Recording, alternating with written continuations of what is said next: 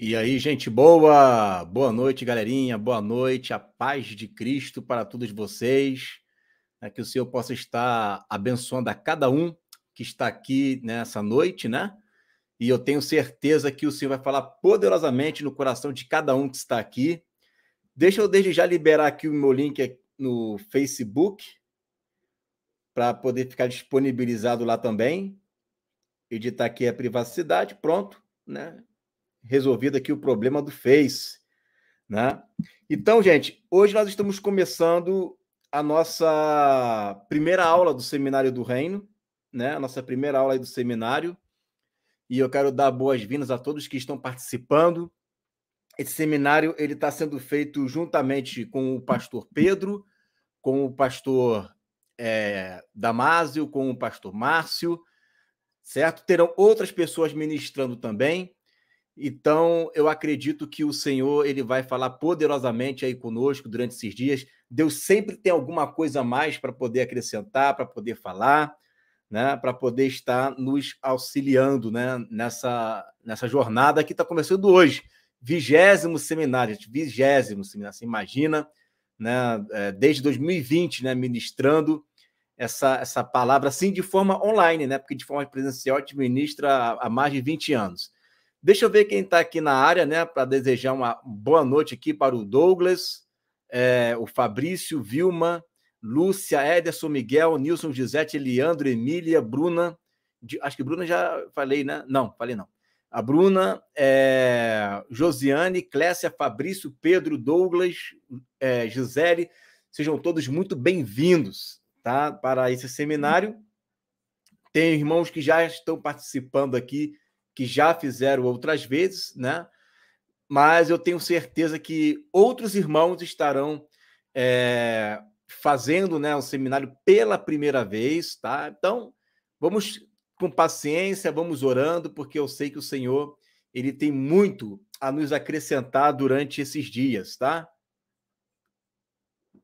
Persevere, ore, busque, jejue, né? Porque não é apenas um seminário profético. Esse aqui é um seminário profético.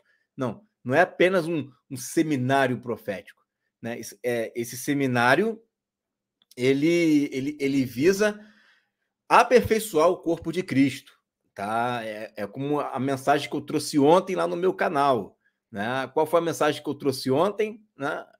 A última mensagem para esse tempo do fim. Tem uma mensagem para esse tempo do fim, e essa mensagem é o evangelho do reino de Deus. A gente vai ver isso hoje, né?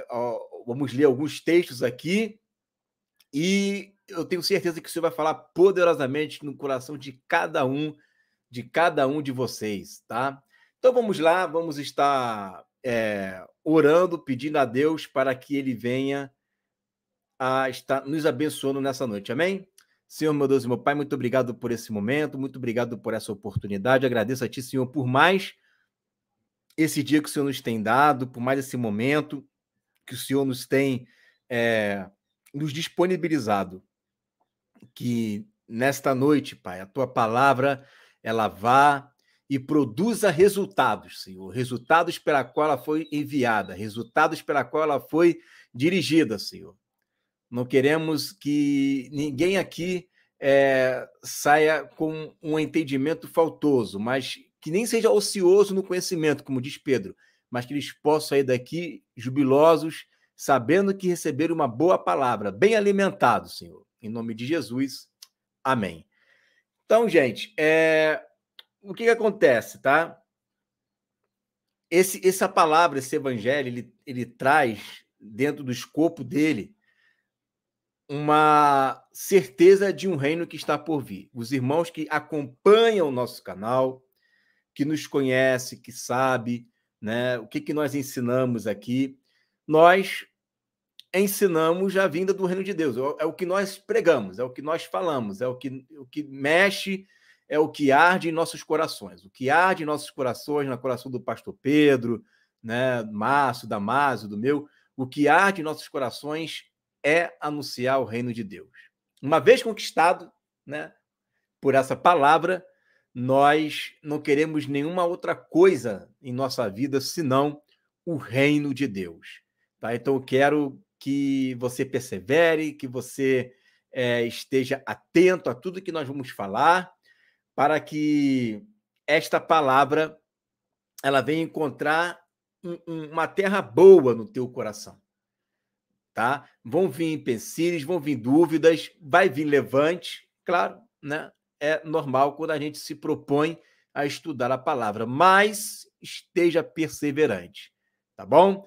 Então vamos para mais uma jornada, né, do nosso seminário aí, tá? Vamos para mais uma jornada, vamos começar. Lembrando que você tem que estar inscrito lá no site, tá?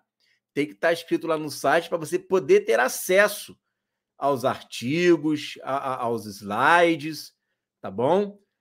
Que está em forma de PDF. Você tem que acessar lá no site, você tem que entrar lá, se inscrever e acessar. Lá você vai ter não só acesso aos slides, mas também aos artigos que nós disponibilizamos, livros para você poder acompanhar alguma coisa. Por exemplo, a gente vai disponibilizar uma parte de alguns livros de história que tem a ver com o que vamos falar aqui hoje, né?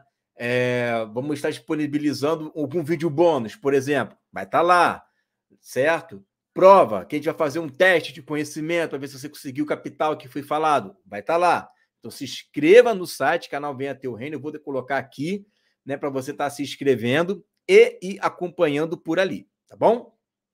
Então vamos lá, ó, as 4 dimensões do reino de Deus, seminário profético, propósito eterno. Então, deixa eu só tirar esse negócio, esse logotipo daqui, esse logo daqui, né? Pronto. Vamos lá. Miguel, o interessante é o pessoal se acostumar e buscar lá no site, Miguel. Tá? O interessante é o pessoal se acostumar a buscar lá no site. Que aí movimenta ali, o pessoal vai vendo por ali, entendeu?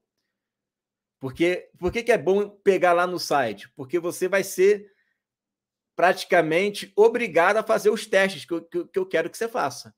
Se ficar só no link do grupo, do WhatsApp, e ficar só pelo slide do WhatsApp, você vai pular muro, vai estar pulando o muro ali. Né? Não pula muro, não. Vai lá e faz o deverzinho de casa. Beleza? Então vamos lá, olha só. O propósito divino para o tempo do fim. Mateus 24, 12, 14. E por se multiplicar a iniquidade, o amor se esfriará de quase todos. Aqueles, porém, que perseverar até o fim, esse será salvo.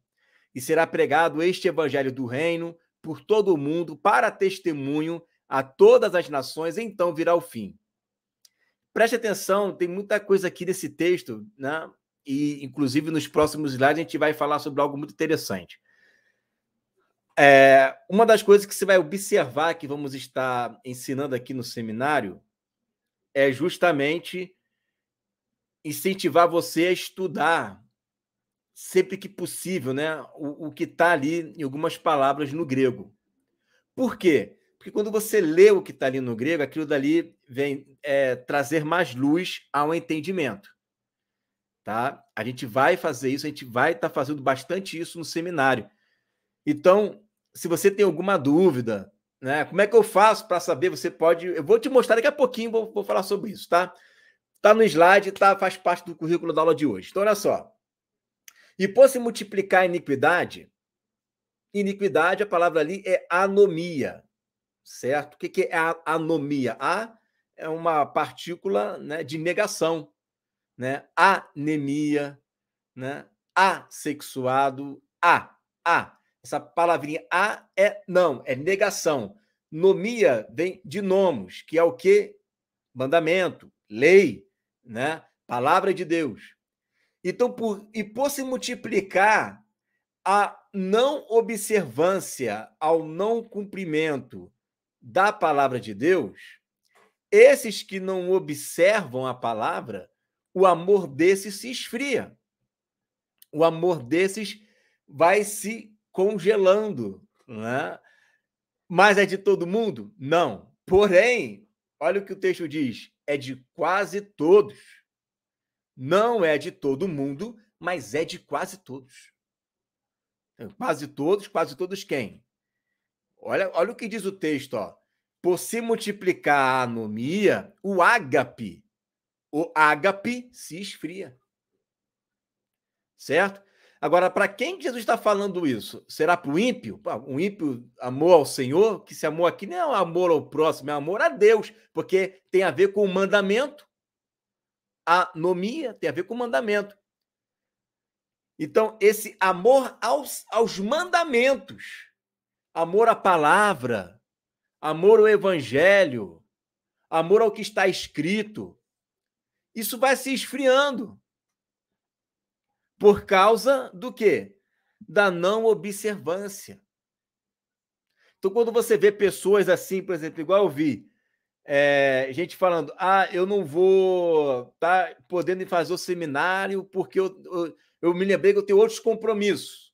Nesse horário. Pô, nesse horário? Mas essa aula fica gravada. Como assim nesse horário? Você pode. Porque quem quer dá um jeito. E quem não pode, inventa uma desculpa. Mas não é só com isso, não, meu irmão. Não é só o seminário puxando a sardinha para o nosso lado, não. A questão também é no ensino, simplesmente no ensino. A gente chega para poder falar da palavra de Deus para alguns irmãos. Meu irmão, isso aqui não é importante, não. Quantas vezes já ouvi isso? Isso aqui não é importante, não. Isso aqui é irrelevante. Isso daqui tanto faz. Então, veja, o amor ao Deus dessa palavra vai se esfriando. Vai se esfriando. E, às vezes, isso é que nos traz temor, a gente pensa, né? Que estamos fazendo a obra, que estamos trabalhando, que estamos realizando. Eu vou na igreja todo dia, eu vou lá segunda, quarta, sexta, de segunda a segunda, 24 horas estou lá, e papapá. Vai ver lá a igreja de Éfeso. Uma igreja que trabalhava, era forte. Vou até ler o texto aqui de Éfeso, em Apocalipse. Olha como é que Jesus se dirige a essa igreja e olha como é que ele fala. Olha só. Conheça as tuas obras, o teu trabalho, a tua paciência, que não sofre maus, põe à prova quem diz apóstolos, encontra os mentirosos, sofre, trabalha, não se cansa, mas aí não ama. Perdeu o primeiro amor. Tem gente que acha que por muito trabalhar está sendo aprovado por Deus. Mas não está. Qual é o primeiro amor? O primeiro amor é aquele amor que foi encontrado lá em Efésios, na igreja, na cidade de Éfeso, perdão, lá na cidade de Éfeso, de Atos, quando Paulo chegou lá na cidade e eles estavam com um coração totalmente voltado para o Senhor e para a sua palavra, que teve que enviar mestres para Éfeso para poder ensinar aquele povo. Está lá que foi enviado profetas e mestres de Jerusalém. Quando eles souberam que a cidade estavam recebendo a palavra. Então era uma igreja que trabalhava muito, trabalhava para caramba. Não se cansava. Olha aí quanto esforço eles faziam, não é verdade? Mas a Bíblia diz que eles não tinham mais aquele amor pela qual eles amavam antes. Era um amor seletivo. Eu amo fazer isso aqui, mas isso aqui eu não amo mais. Então você veja que o amor se esfria. Não é o trabalho na igreja que se esfria. Não é evento que se esfria. Não é conferências nem convenções que se esfria. É o amor que se esfria. Eu posso já estar trabalhando, mas no automático. Eu posso estar trabalhando, mas para bater ponto. Eu posso estar trabalhando, mas para querer mostrar serviço para o outro. Em nome de Jesus. Ou porque isso pode me completar. Então, cuidado. Porque quando a gente vai fazer a prova dos 9, vamos estudar a palavra de Deus para valer, aí a pessoa já anda para trás, ela não quer. Por quê? Ela quer trabalho. Mas o que lava a igreja É a palavra. A palavra é que lava a igreja. O que lava a igreja não é evento, o que lava a igreja não é show gospel, o que lava a igreja não são conferências proféticas, o que lava a igreja é o evangelho. Aí ele vai dizer, aquele, porém, que perseverar, porque isso requer perseverança, isso requer uma pessoa que está buscando sem parar, contínuo. Esse que não desanimar será salvo. Esse que não desanimar será salvo. Aí Jesus vai dizer o seguinte, ó: e será pregado este evangelho do reino. Aí é que entra o X da questão, porque ele fala este evangelho do reino. Este aqui no grego é touto, ou seja, o mesmo evangelho que eu estou pregando aqui agora também será pregado no tempo do fim. O evangelho do reino. Só que esse evangelho do reino, ele confronta, meu irmão, aos pecadores chama arrependimento, e aos filhos de Deus ele confronta. Lembra, né, que o apóstolo Paulo ele está pregando para os filhos de Deus lá em Corinto, ele fala, deixa que os de fora Deus julga, mas vocês vão começar a julgar os daqui de dentro. O evangelho do reino, ele traz um confronto, e ele confronta a mente, confronta o comportamento e confronta até aquilo que você crê.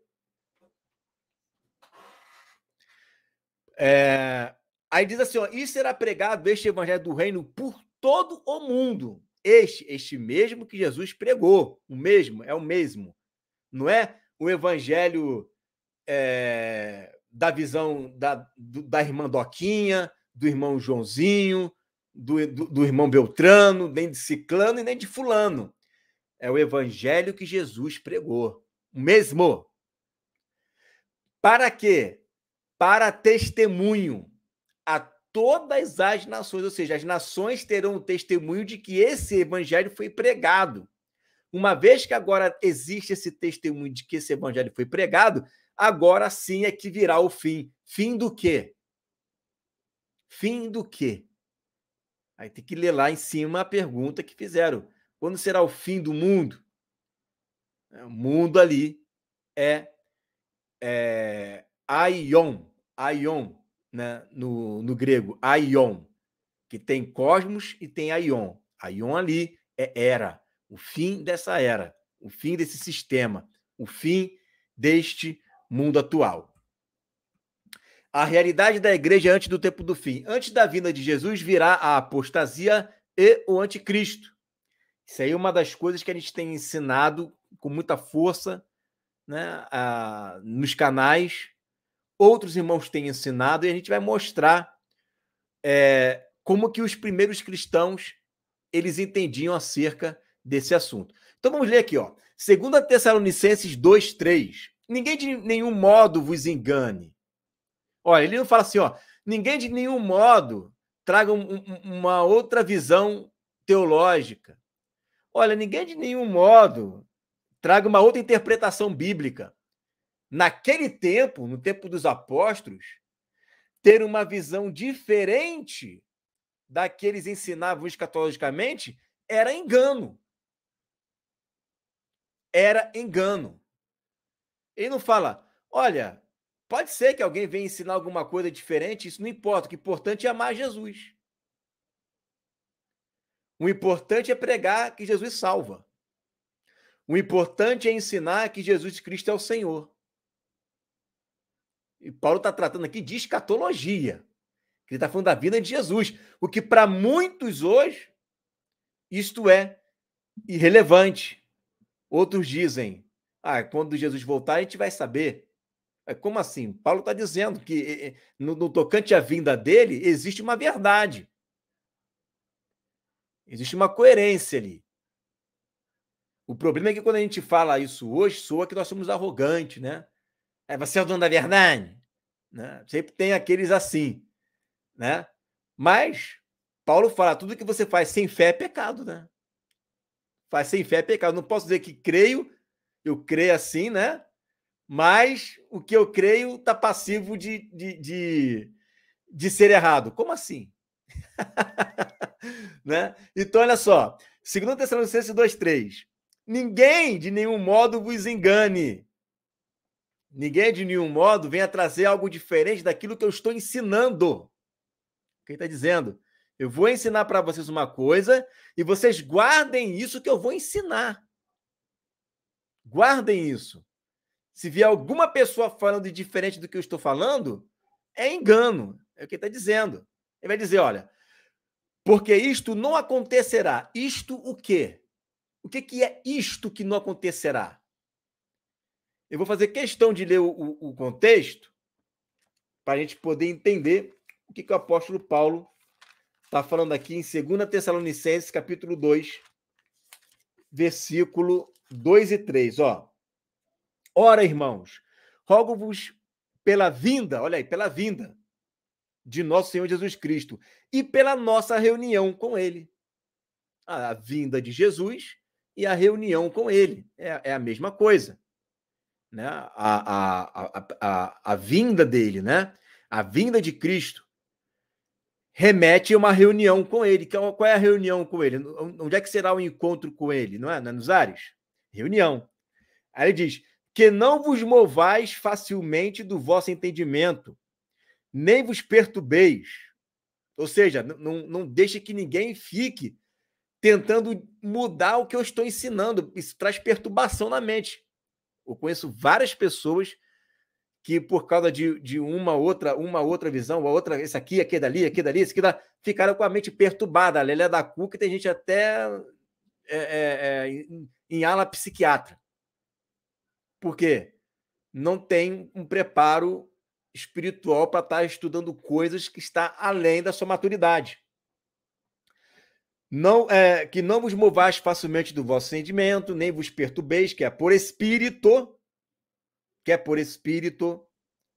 quer por palavra, quer por epístola, como de nós, ou seja, mesmo que venha alguém ensinar ou escrever alguma coisa, ou falar profeticamente no espírito, eis que vos digo, eu tive uma revelação aqui, meu Jesus, ai, né? Olha a revelação chegando aí. Eu tô vendo, ó, isso acontecendo aqui, ó, tô vendo aqui. Ele fala, gente, se acontecer alguma revelação, se alguém chegar e ensinar alguma coisa por palavra, se alguém vier escrevendo alguma coisa dizendo que foi eu que escrevi isso, olha, como se o dia de Cristo estivesse já perto, ninguém de maneira alguma vos engane. Aí ele vai dizer, porque isso não acontecerá. Isso não vai acontecer. Existem etapas para que ele venha. Qual é a primeira etapa? Vamos lá. Sem que primeiro venha a apostasia, ou seja, lembra do evangelho que foi pregado lá por Jesus? Viria uma apostasia. Essa apostasia iria descarrilhar o trilho todinho. E o trem, ó, ia para o outro lado. Mas depois disto, também seria o quê?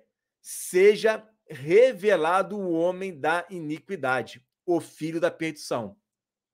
Então você veja que existem duas condições para que o anticristo, duas condições para que Jesus ele venha. Qual é a primeira condição? Tá aí, ó, apostasia. E a segunda, a revelação do homem da iniquidade, o filho da perdição. Então seria a mesma coisa que se eu chegasse, né, e dissesse, olha, eu vou lá na tua casa, Adélia, irmão, por favor, tenho minha tia que está tentando assistir, eu mandei o link, está no Zap, ela não está conseguindo assistir. Algum irmão pode estar ajudando ela aí, gente? Que se eu parar aqui, vou perder aqui o fio da meada todinho, tá? Se algum irmão puder ajudar ela aí. Vamos lá, gente, recapitulando. Então, preste atenção. Se eu chego para você e falo, olha, eu vou na tua casa, depois de eu ir no mercado e comprar 1 quilo de carne. Eu posso ir na tua casa sem ter ido ao mercado? Não. Eu posso ir na tua casa e ir apenas ao mercado? Não. Eu tenho que ir na tua casa depois de ir ao mercado e comprar carne. Eu coloquei duas condições aqui. Duas condições. Eu só vou na sua casa depois de ir ao mercado e comprar carne. Então, primeiro se compra primeiro se vai ao mercado, depois se compra carne e depois eu vou para sua casa. É o que o apóstolo Paulo está dizendo aqui, né?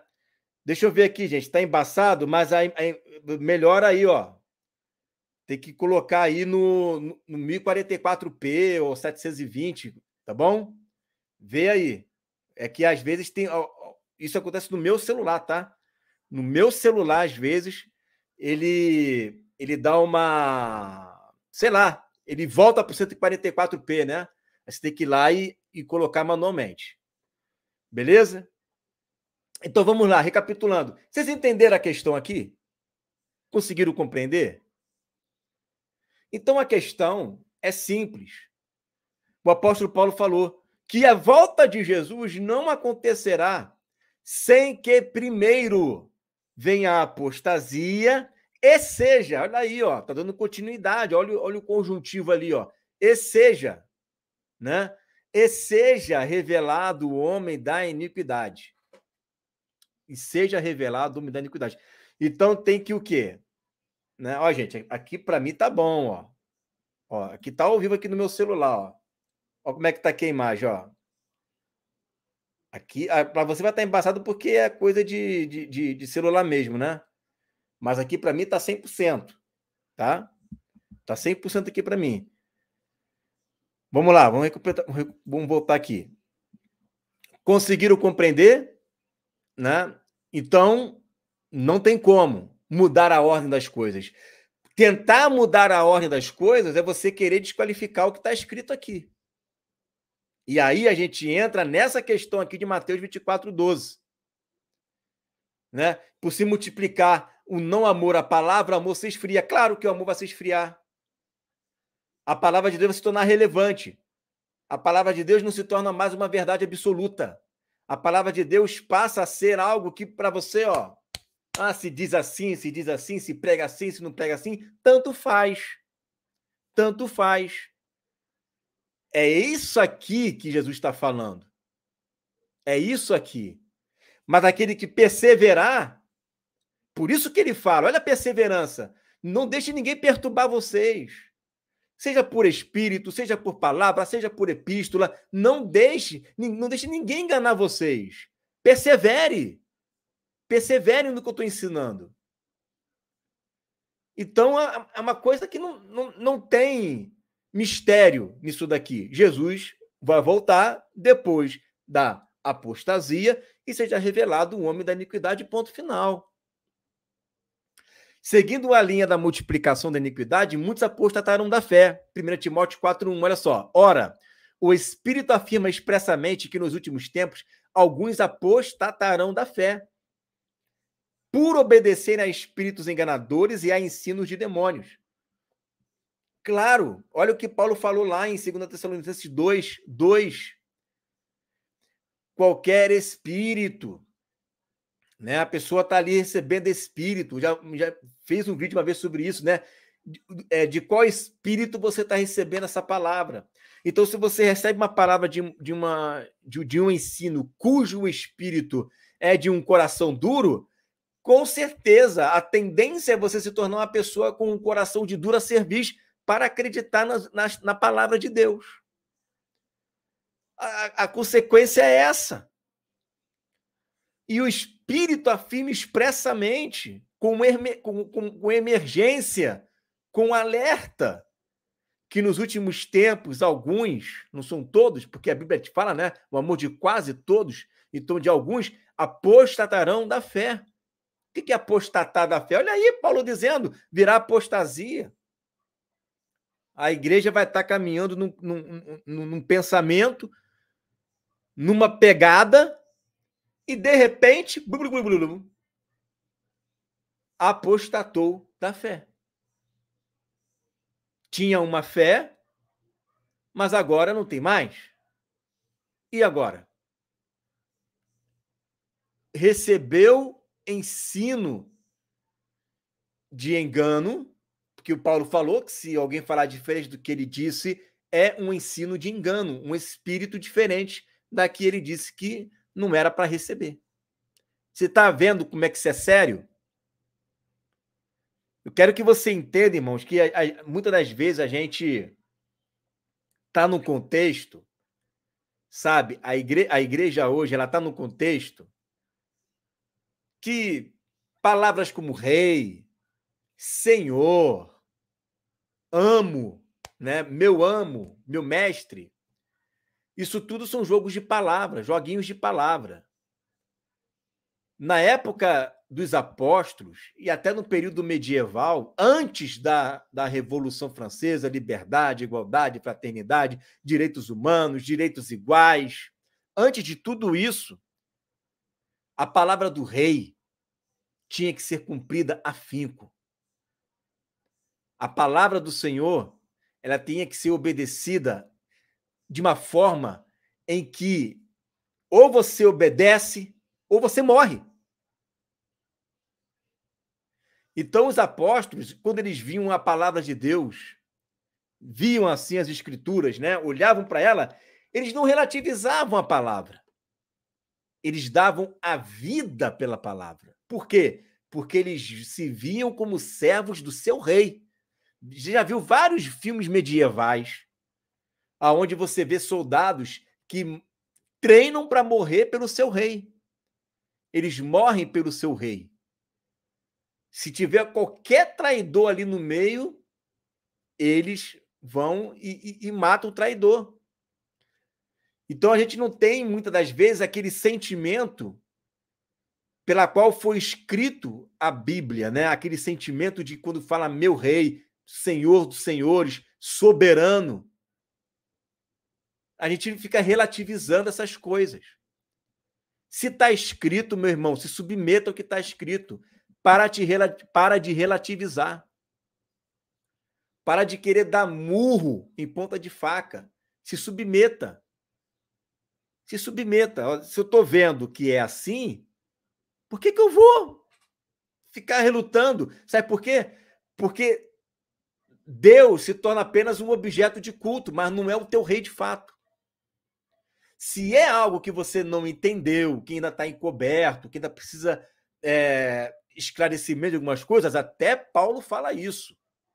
Paulo ele diz, né, que se você não conseguiu compreender, Deus esclarecerá. Mas uma coisa é você não estar esclarecido, outra coisa é você enxergar, você ver e ainda assim continuar batendo, negando, dizendo não, falando não quero. Aí é uma questão de orgulho mesmo. Por isso que Paulo fala, né? Para não irmos além daquilo que está escrito, para que não se soberbeça e causa a divisão entre vós. A gente vai falar um pouquinho mais sobre isso nos próximos slides. Deixa eu voltar aqui. Vamos lá. Cronograma histórico da Igreja Cristã. Então você vê aí a morte e ressurreição de Jesus, aí a igreja primitiva do primeiro, segundo e terceiro século. Igreja primitiva, primeiro, segundo e terceiro século, eu tenho feito muitas aulas aqui, muitos vídeos, né? Eu me esmerei em estudar esse assunto, motivado pelo pastor Damásio, pastor Cláudio, na época, lá, 20 anos atrás, né? Que eles vieram a me incentivar a estudar os primeiros cristãos. Por que é importante você estudar os primeiros cristãos?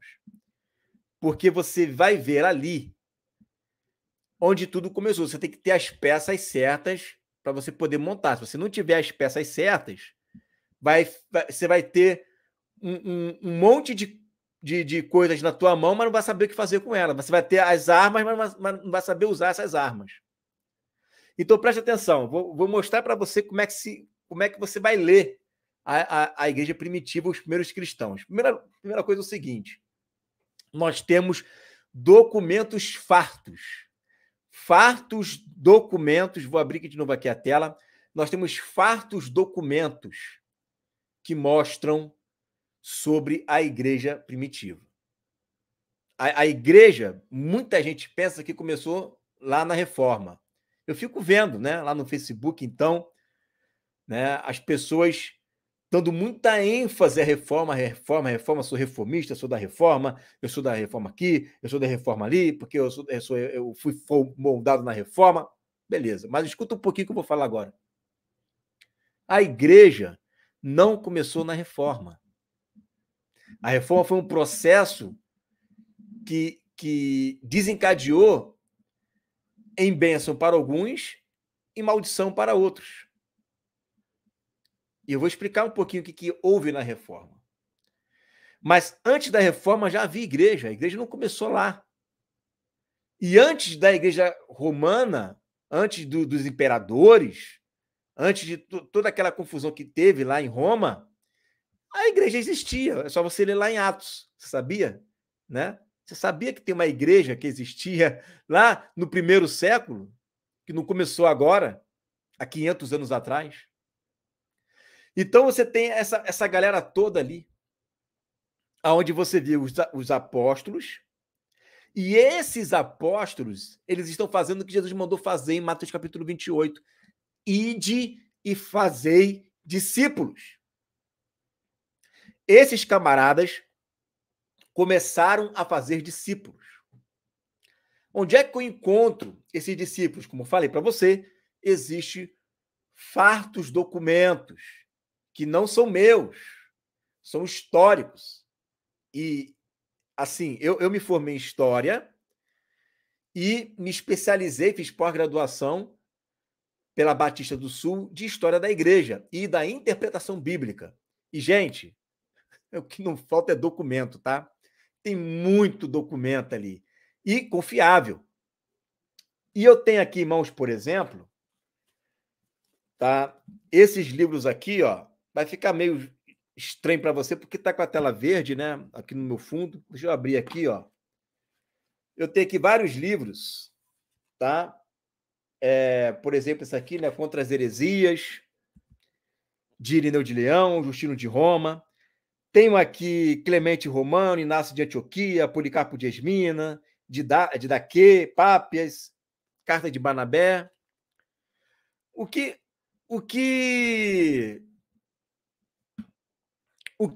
esses homens têm de importante, gente?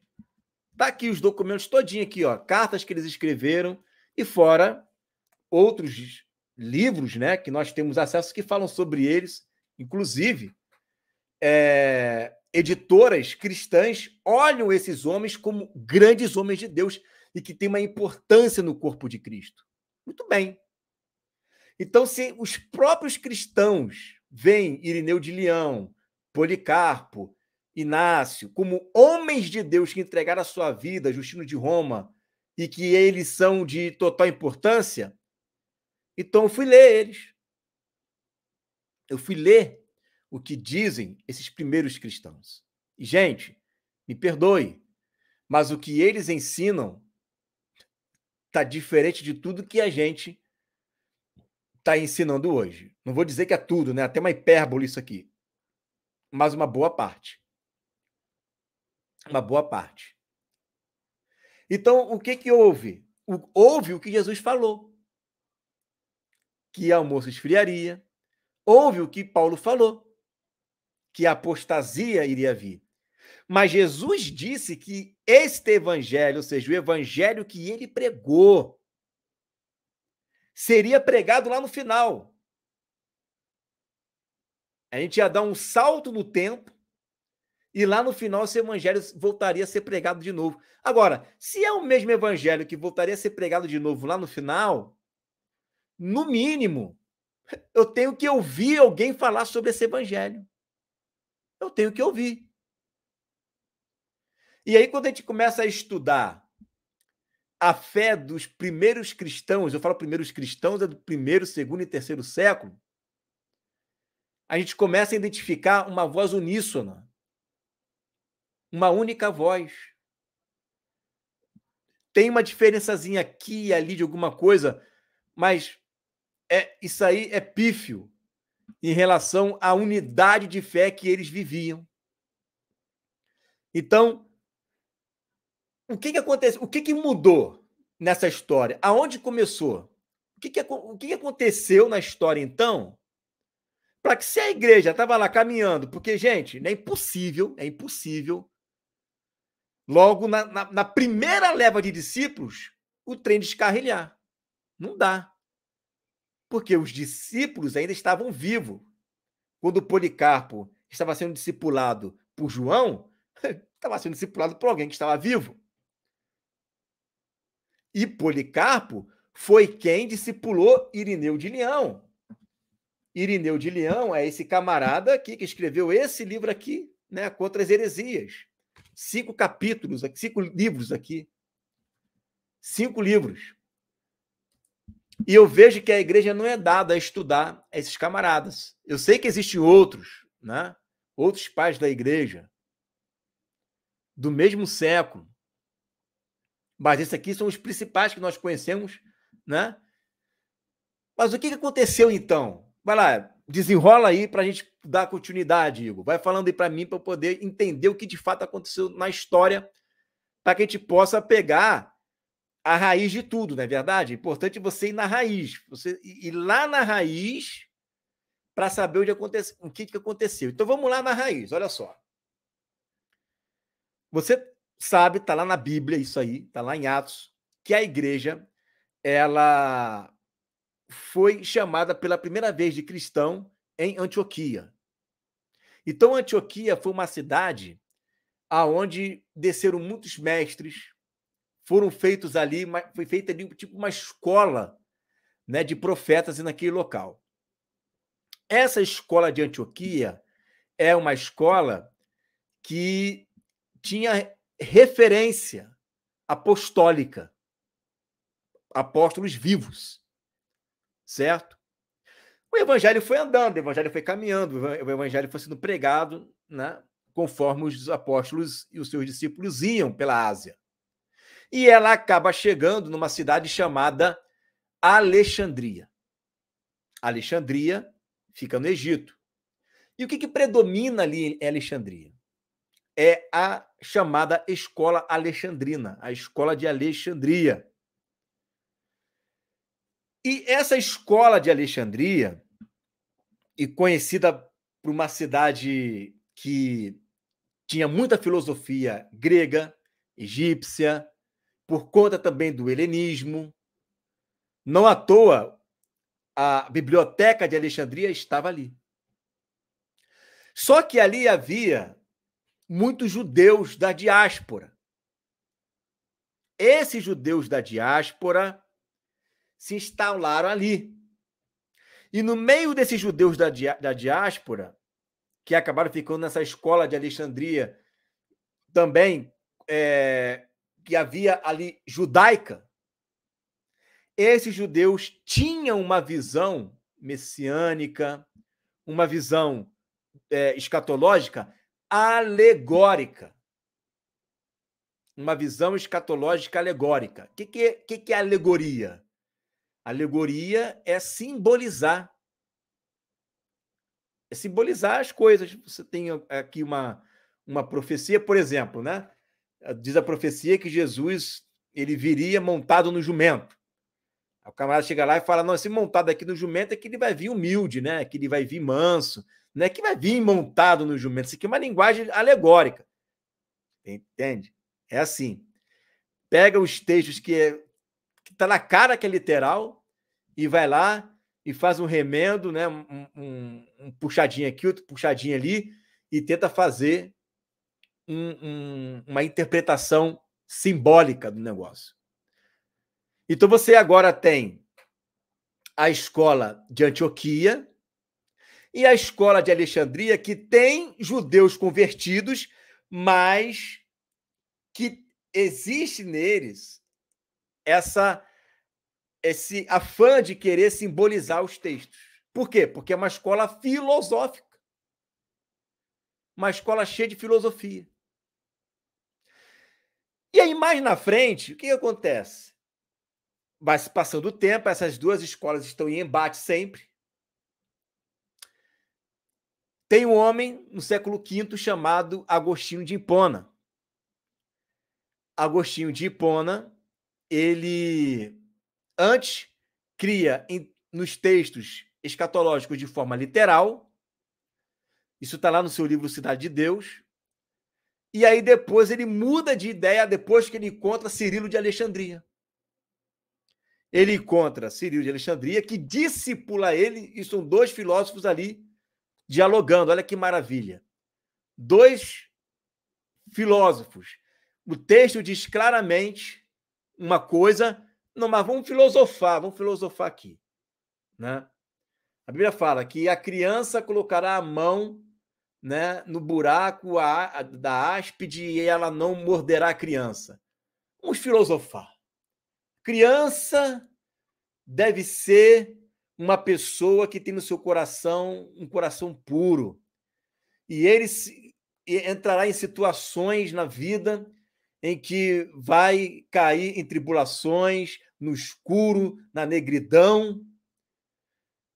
Ainda que coloque a mão ali, nenhum mal, nem o inimigo, nem o diabo vai morder um filho de Deus.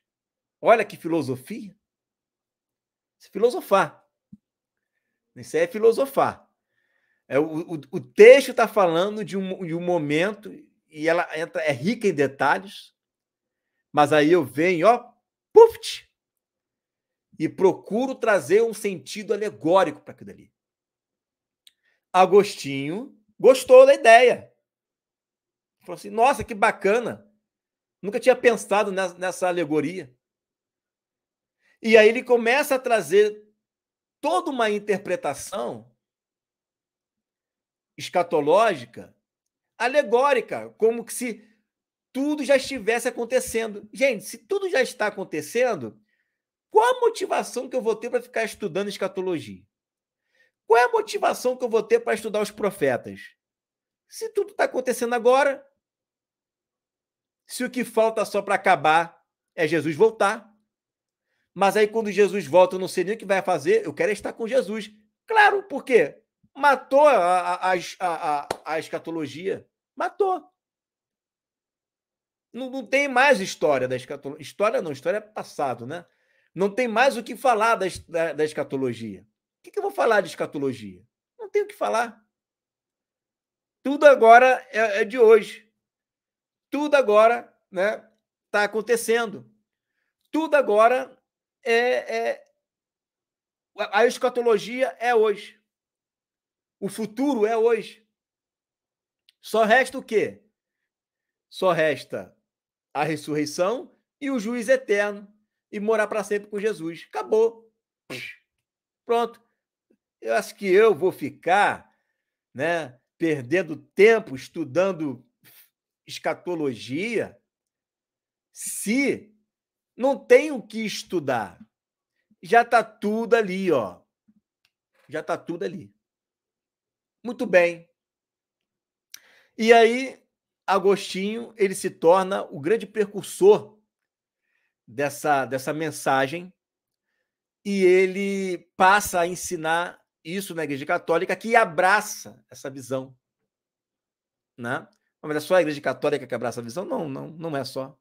A gente vai ver que outros grupos abraçam também, né? Mas olha só que interessante. Deixa eu botar aqui para vocês. Deixa eu liberar aqui.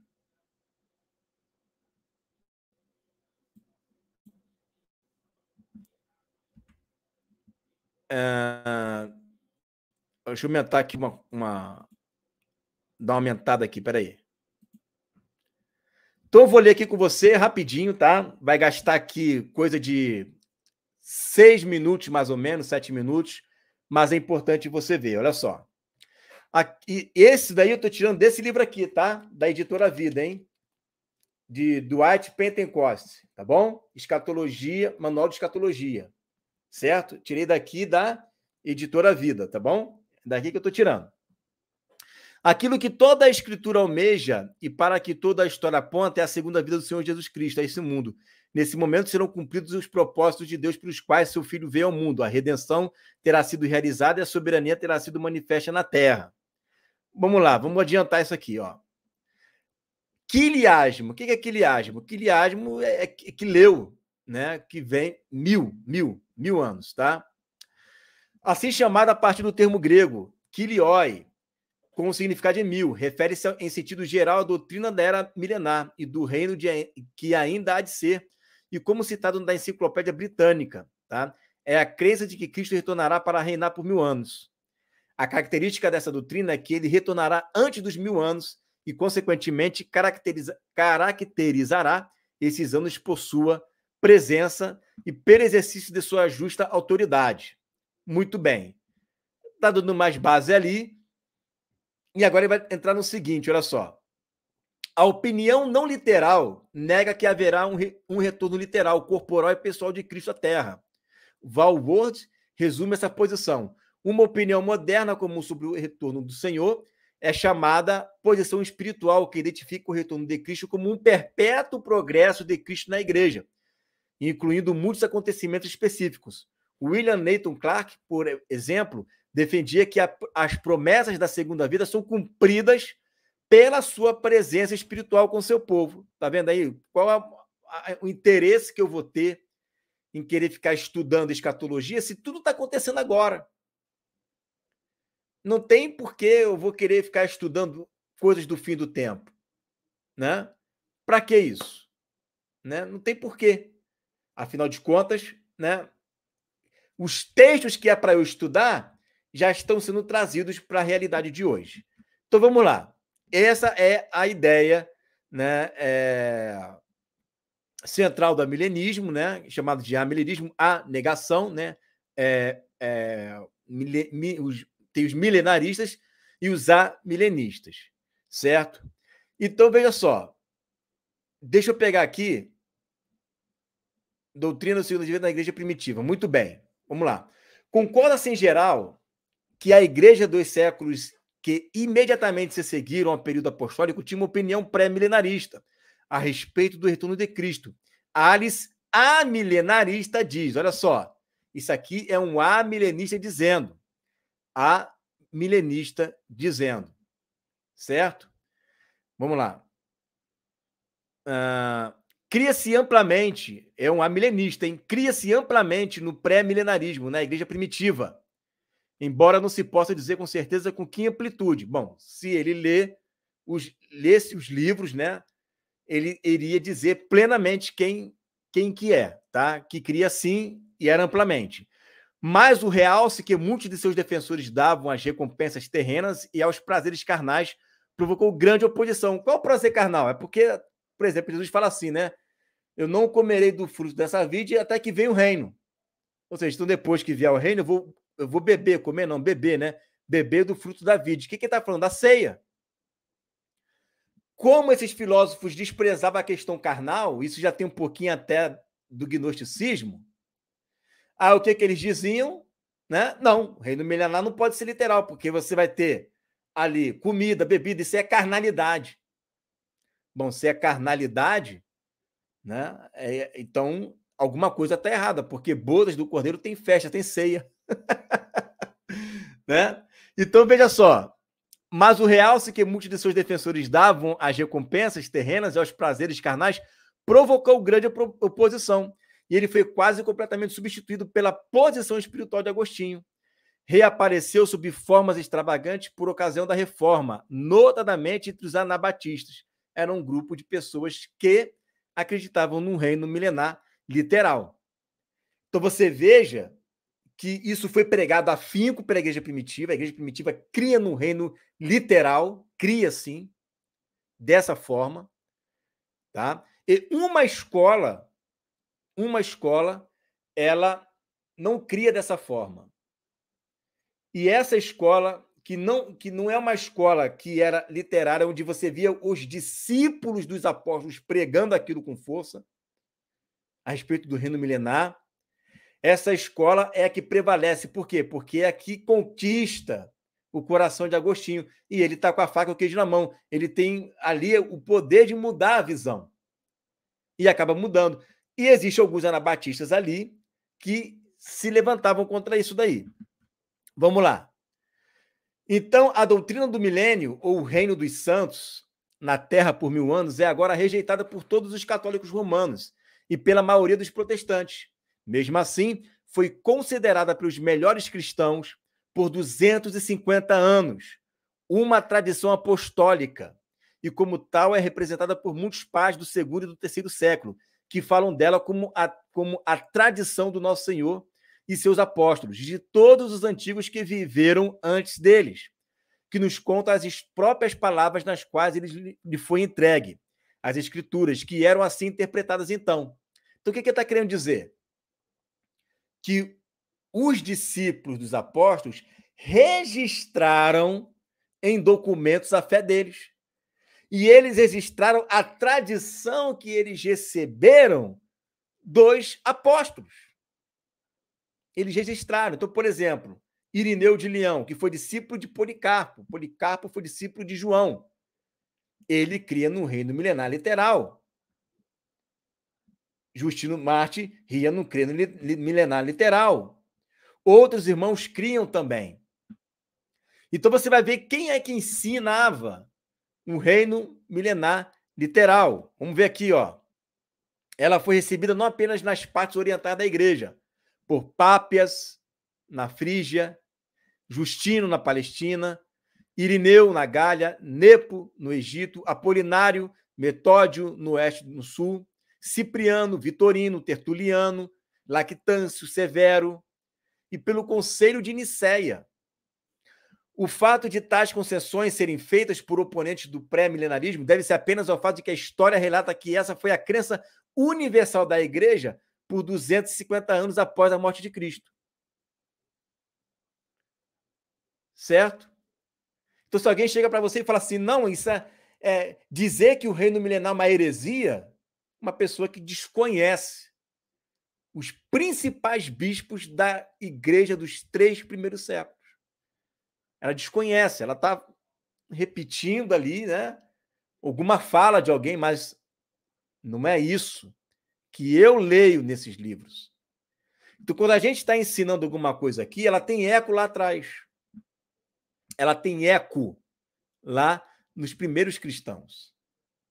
E os bispos das igrejas criam da mesma forma. Uma escola judaica, messiânica, filosófica, e que já interpretava tudo simbolicamente, é que não cria nisso. Era só isso.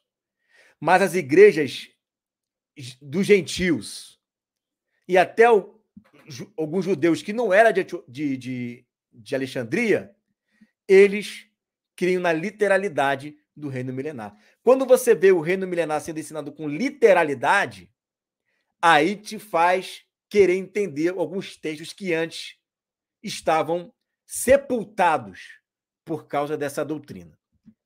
Então você veja aqui o seguinte, ó. O expoente do pré-milenarismo, talvez a maior compilação de defensores do pré-milenarismo dos primeiros séculos tenha sido feita por Peters. Ele o lista da seguinte maneira: defensores do pré-milenarismo no primeiro século: André, Pedro, Filipe, Tomé, Tiago, João, Mateus, Arístio. Como é que eu sei que João ele cria no reino milenar literal? Porque eu tenho escritos dos discípulos dele, entendeu? João, o presbítero, todos esses são citados por Pápias, que, segundo Irineu, ouviu João pessoalmente, foi amigo de Policarpo. Essa referência aos apóstolos concorda com o fato de termos provado. Os discípulos de Jesus tinham uma visão judaica sobre um reino messiânico na primeira parte desse século. Em vez de descartá-lo, eles o ligavam ao segundo advento em seguida. Então, você vê aqui Pápias dizendo quem eram aqueles que criam no reino milenar literal, porque eles tinham esse costume de dizer, também crê assim conosco, assim, assim, assim, assim, assado. Tá? Quem mais? Clemente de Roma, Barnabé, Hermas, Inácio, bispo de Antioquia, que morreu na perseguição ordenada por Trajano, Policarpo, Pápias, bispo de Herápolis. Por outro lado, não podemos apresentar nenhum nome que possa ser citado como categoricamente contrário à nossa posição, né? Ou possa ser citado como alguém que ensinou, sob qualquer forma, o sentido, a doutrina de nossos oponentes. Defensores do pré-milenarismo no segundo século. Pontino, Justino, Melito, Egísipo, Taciano, Irineu, as igrejas de Viena, Tertuliano, Hipólito. Mais alguns aqui: Cipriano, Cômodo, Nepo, Corácio, Vitorino, Metódio, Lactâncio. E por aí vai. Você quer isso aqui para você?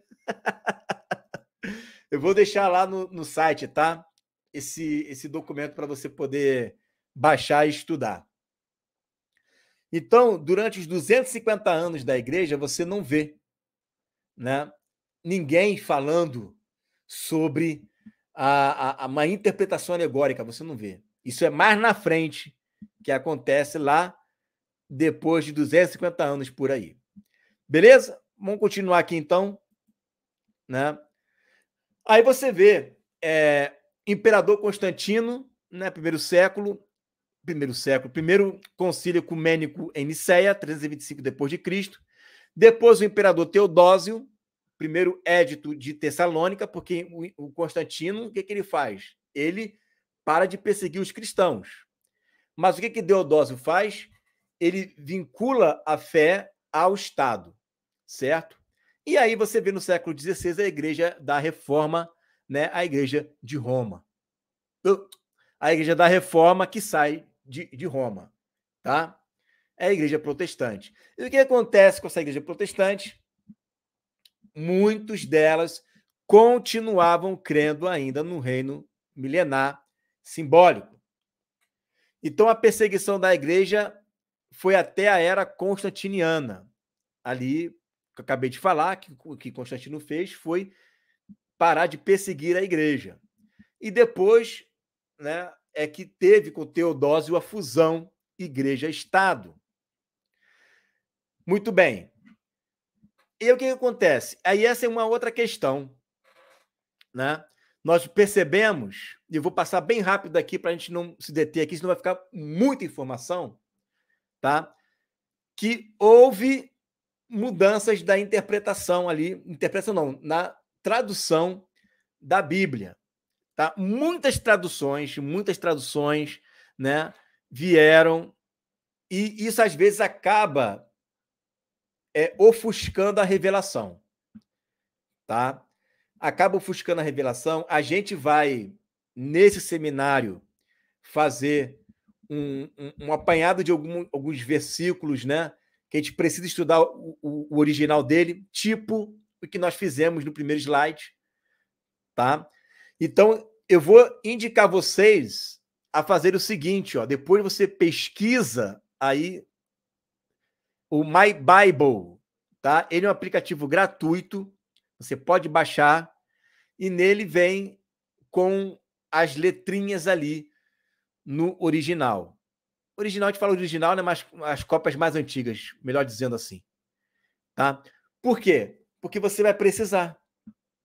Você vai precisar dele.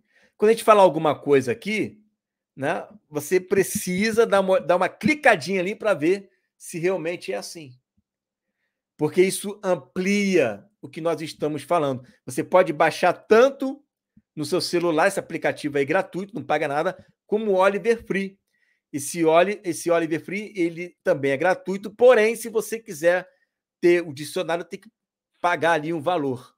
E aí você pode instalar tanto no PC quanto no celular. Mas é importante você baixar esses aplicativos, porque vira e mexe, a gente vai dar uma lida ali no grego, eu quero que você confira, faça igual os cristãos de Bereia, né? Confira comigo. Já vai se acostumando, né, a meditar nas escrituras. Beleza? Já vai se acostumando, tá? Então, nós temos algumas sugestões, tem a Almeida Revista e Atualizada. Eu gosto, todo o curso está nessa área, né? Almeida Revista Atualizada. Tem a nova versão internacional. Essa daí também é interessante, tá? Você lê, mas ela... Uma questão ali de quem gosta de estudar a Bíblia a fundo, né? As traduções, que tem as versões mais antigas, né? E tem aquelas versões que junta tudo, certo? Pega tudo e joga ali, pá, tá tudo aqui. Já viu algumas Bíblias que tem um colchete ali, né? Você já deve ter visto Bíblia com colchete. O que é isso?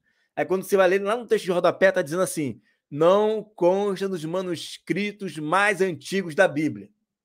Aí tá em colchete, né? Então, essa nova versão internacional tira tudo que tem em colchete. Todas as palavras que tem em colchete, ela tira.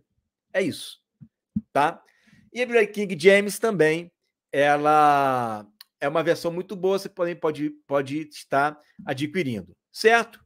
Vamos voltar aqui, então, à questão da reforma. O que aconteceu na reforma, gente? Vamos lá. O Evangelho do Tempo do Fim. Princípio da restauração do povo santo. Deus, então, começa a restaurar a tua palavra. Deus, então, começa a restaurar, né, as suas verdades. Você caminhou comigo, você viu que a igreja tinha uma só pregação. Irineu de Leão chega a dizer, eu faço até questão, gente, de ler esse texto aqui para você.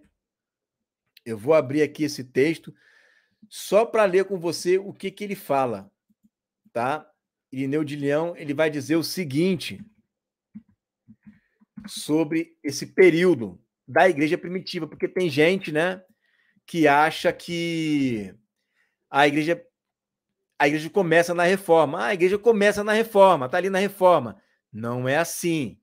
Foi o que a gente está dizendo. A reforma, ela tem o seu papel importantíssimo na história da igreja, mas, infelizmente, tem gente que desconsidera tudo o que a gente está falando aqui, né? Toda essa história aqui que a gente está lendo. Então, vou ler aqui para vocês agora o que Irineu ele fala. Olha só.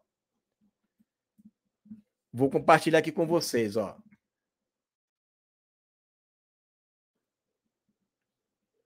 Tá lendo aí comigo, ó? Olha só. É desse livro aqui, tá? Ó, de Contra as Heresias. Não vai aparecer porque tá com fundo verde, né? Aqui, ó. Contra as Heresias, né? De Irineu de Leão. Vamos lá, ó. Tendo, portanto, recebido esta pregação e esta fé, como dissemos acima, a igreja, mesmo espalhada por todo o mundo, as guarda com cuidado, como se morasse numa só casa, e crê do mesmo modo, como se possuísse uma só alma e um só coração. Unanimemente as prega, ensina e entrega, como se possuísse uma só boca. Assim, embora pelo mundo sejam diferentes as línguas, o conteúdo de tradição é um só e idêntico. Certo? Deixa eu ver aqui. Não era o que os apóstolos pregavam. Isto é uma aula de história. Sim, isso é uma aula de história. A primeira aula de história também tem Bíblia. Tá? Agora, eu não posso dizer que a Bíblia só me basta, né? Porque se eu disser para você que a Bíblia só te basta para salvação, sim, claro, né? A Bíblia só te basta para salvação, né? Agora, para conhecimento, não. Lembra que Paulo fala para Timóteo? Timóteo, quando você vier de Troade, traga da casa de Carpo os meus livros e principalmente os pergaminhos. Então, né, o apóstolo Paulo, ele dizia, a Bíblia, ele é um livro principal. Mas eu tenho livros que me ajudam a trabalhar melhor a minha mente. Tanto é que ele cita poetas, né, nas cartas dele, né? Cita história, né? O Deus Desconhecido, se lembra? Isso é uma história que ele está citando ali daquela época. Então, quando você fala de salvação, para que eu vou querer saber de Irineu de Leão? Isso bobagem. para salvação não precisa, né? Basta Jesus, né? E o seu amor por ele. Agora, para quem quer aprender de uma maneira mais eficaz e ter todos os instrumentos para poder não ser enganado e ter com que responder aos contradizentes, aí sim é importante você estar com a história nos lábios, para poder estar ensinando. Certo? Agora, para salvação, não, para salvação a Bíblia basta e ponto final. Tá? Somente a Bíblia, né? Ela é suficiente para isso. Claro, eu concordo com você. Agora, um povo sem história é um povo fadado à perdição, né? Você imagina se eu preciso dizer tudo isso para o meu vizinho analfabeto que tem todo dia de salvação quanto aos reis. Não, deixa para os mestres, querido.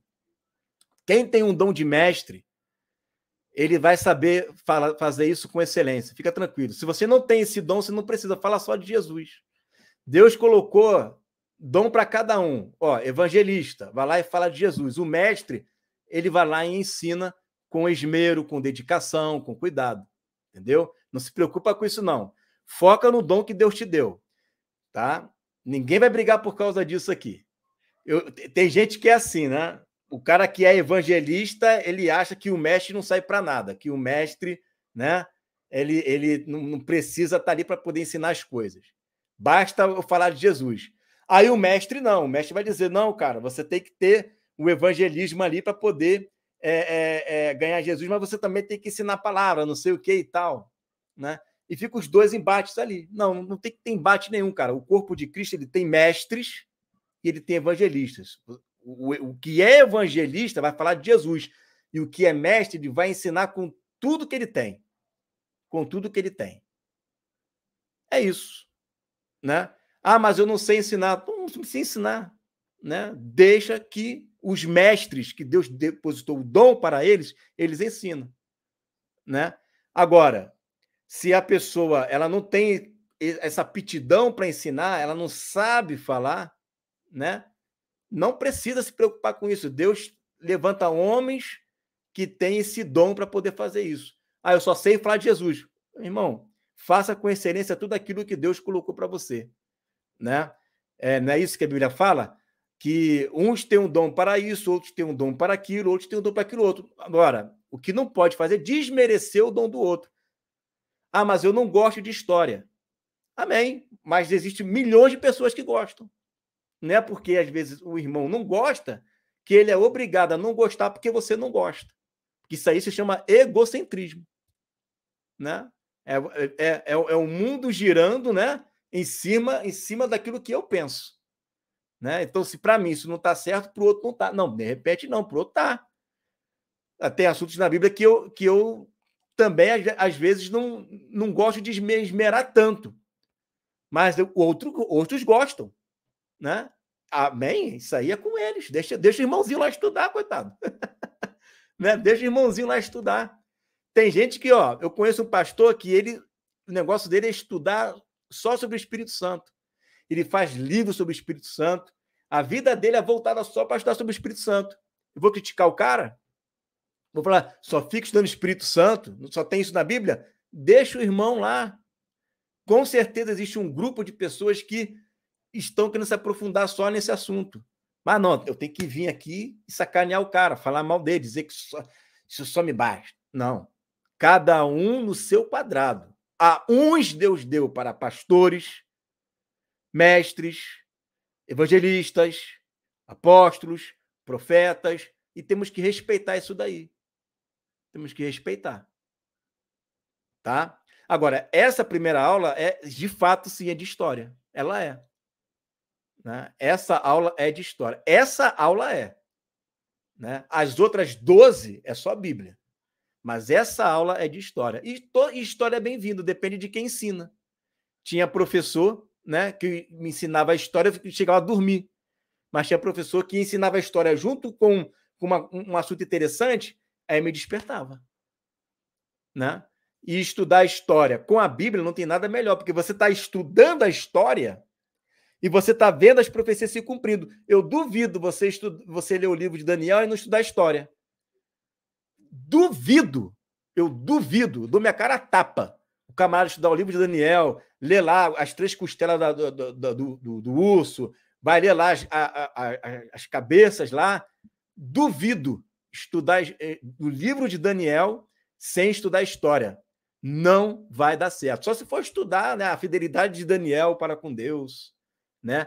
Não vai dar certo. Não adianta, gente. Então, por isso que eu fiz faculdade de história, porque nada melhor do que você ler a Bíblia e ver o desenrolar da história acontecendo e tudo ali, as profecias se cumprindo, as profecias acontecendo. Quando eu olho para isso aqui, eu estou vendo o que Jesus falou, está acontecendo.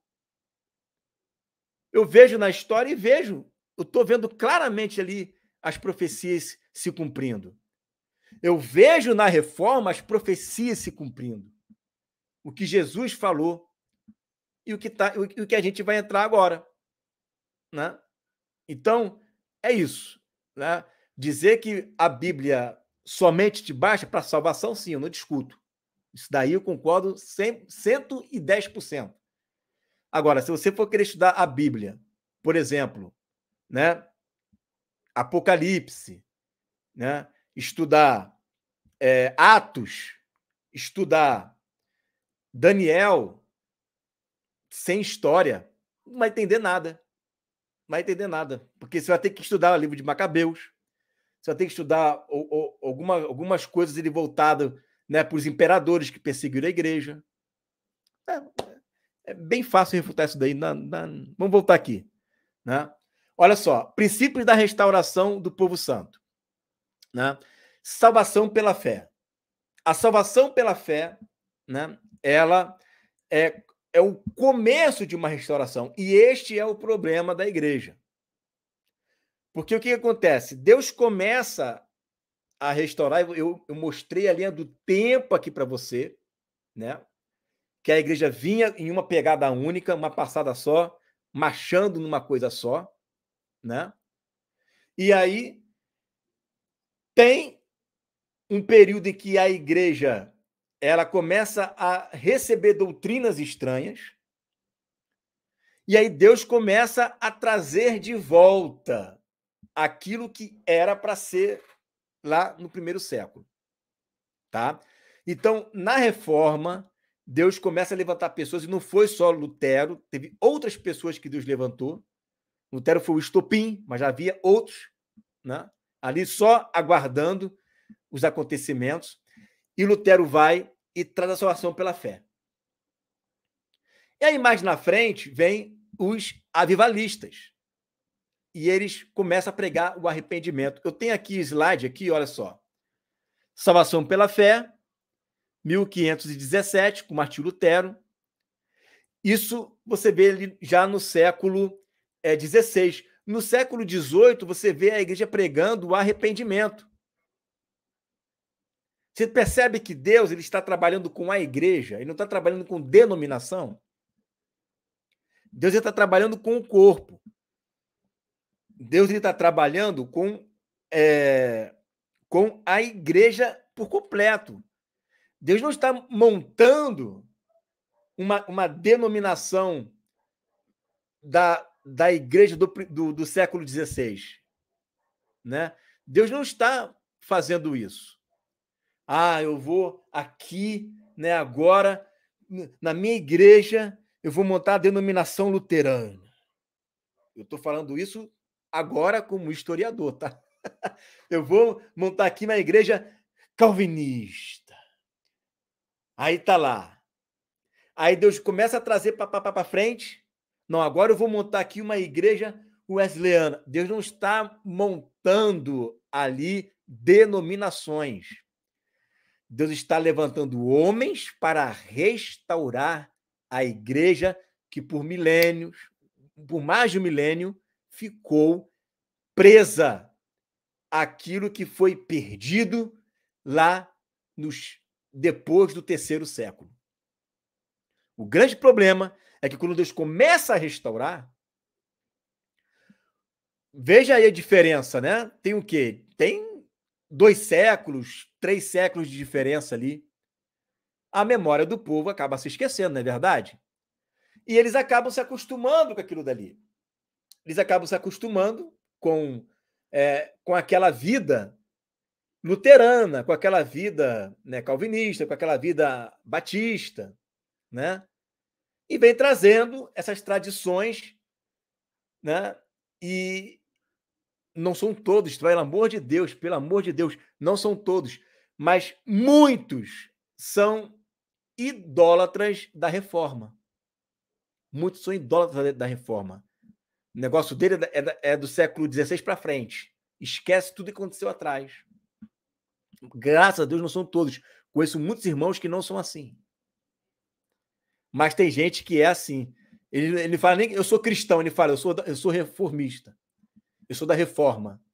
Ele fala desse jeito. Você tem que ter cuidado com isso, porque é o que eu falei. Você não pode estar preso nem à denominação e nem a nomenclaturas.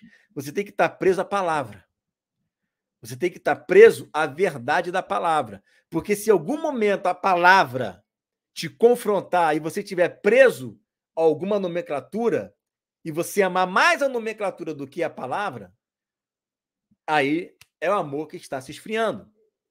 Mas Deus não está montando denominações aqui.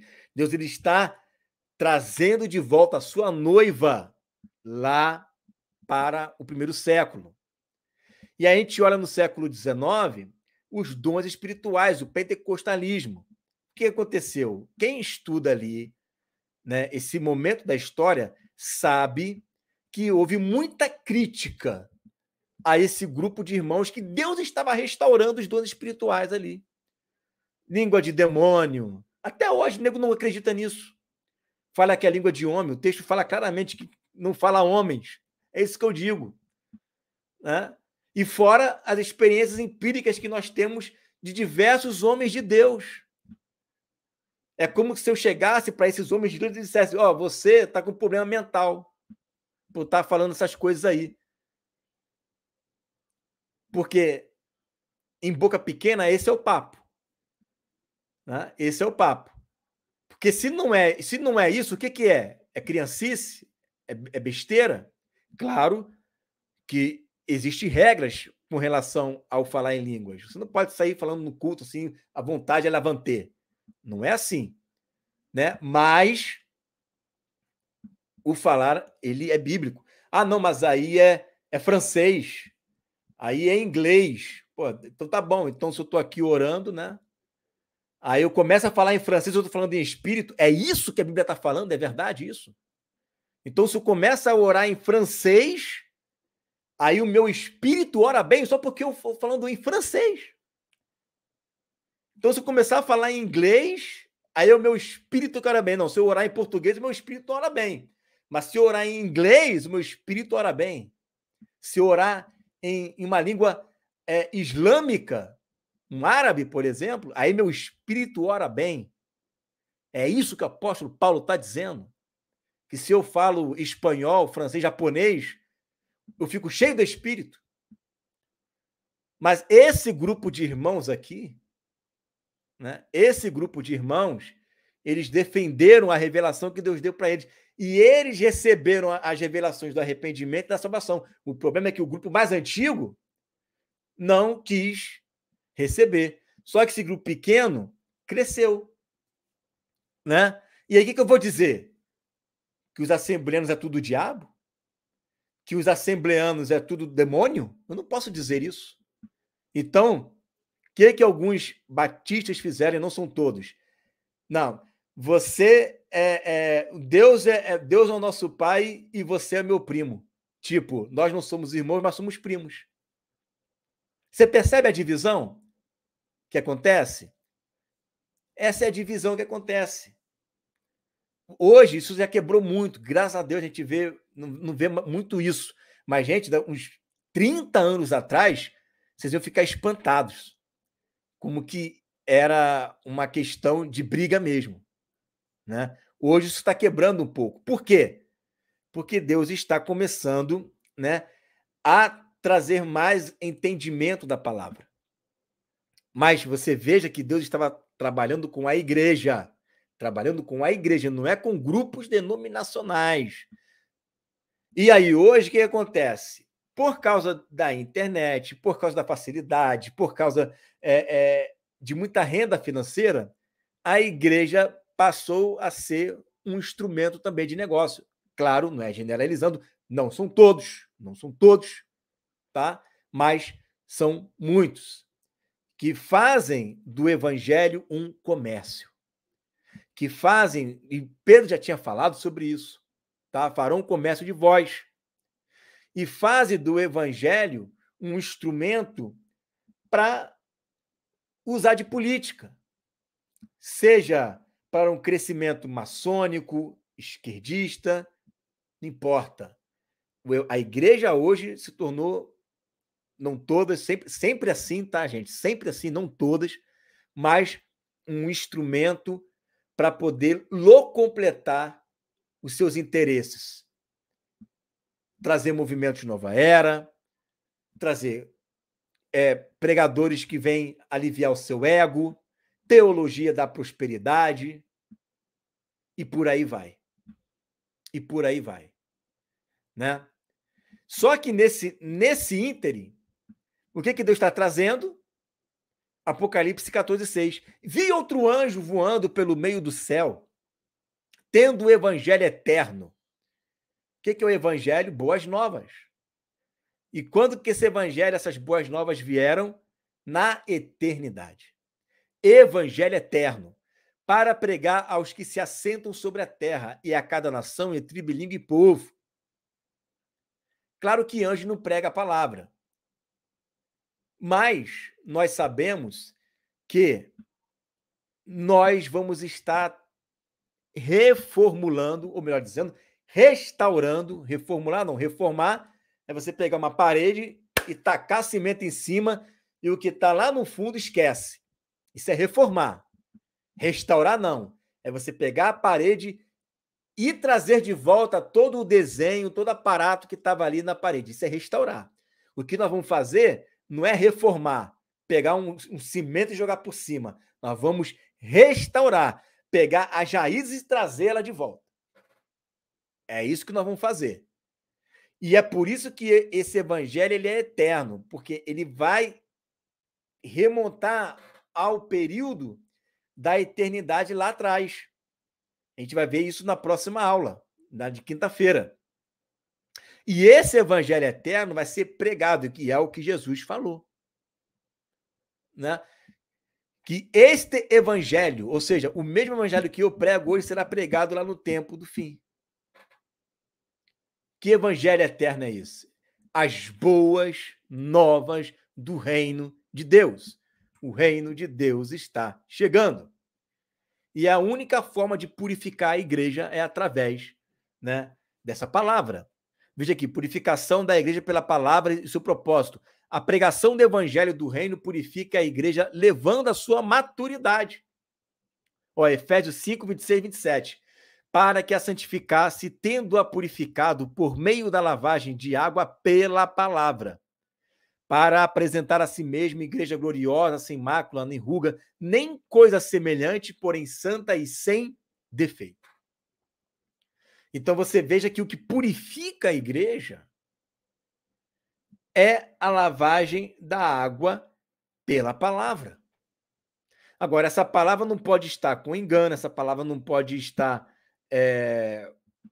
nada que venha estar falsificado, que a gente vai remontar aquilo que nós falamos na primeira aula. Nos primeiros slides. Essa é a primeira aula, né? Nos primeiros slides. Que é o quê? Né? Paulo dizendo, ninguém vos engane, dizendo uma coisa diferente daquilo que eu estou dizendo. Então, se não há engano, se tem a purificação da palavra pela palavra, a igreja vai se lavando e vai se tornando gloriosa. Isso atavia a igreja. Apocalipse 19, 7 e 8. Alegremo-nos, exultemos e demos-lhes a glória, porque são chegadas as bodas do Cordeiro, cuja esposa a si mesma já se ataviou. Pois foi-lhe dado vestir-se de linho finíssimo, resplandecente e puro, porque o linho finíssimo são os atos de justiça dos santos.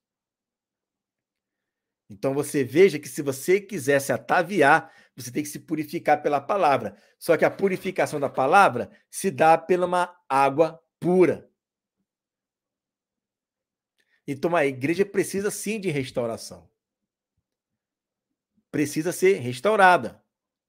Ó, a purificação da igreja pela palavra e o seu propósito. Apocalipse 3:5.